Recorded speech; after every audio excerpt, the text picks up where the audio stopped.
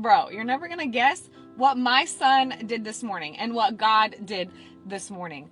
Literally yesterday afternoon, my son got a plastic bag and filled it with a bunch of his favorite animal toys, his favorite predators. And he said, I want to give this to my friend, Johanna. And I was like, okay, those were, pricey. But in my mind, I said that. And I was like, okay, yeah, we can talk to his mom. Maybe we can give that. He's like, I want to mail it. And I was like, well, we're not going to mail it, but we can definitely give it to him. And so this morning, he remembered right before he left the house that he wanted to give his bag of toys to Johanna. And I said, okay. So I sent his mom a message and I said, Rain wants to give your son, a bunch of these toys. And she was like, oh, that's so sweet. And I said, I told him that he has to wait to see you guys at school to do that and not just to take it into class, whatever.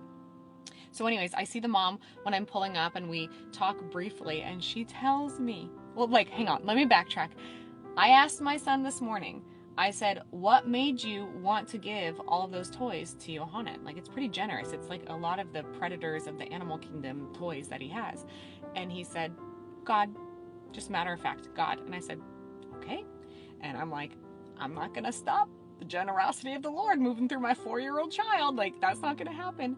And so then I pull up to the mom and I say hi to her and she says, Jenny, you know what's so crazy? Is that we don't have a lot of toys and that 3 days ago, I prayed to the Lord for some toys for my kids. And my 4-year-old son was directed by God to give that child who he didn't know that about a bag of his favorite animal kingdom toys. Bro, tell me God's not real.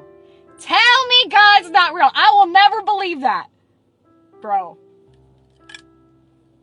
God can speak to a 4-year-old, I'm telling you.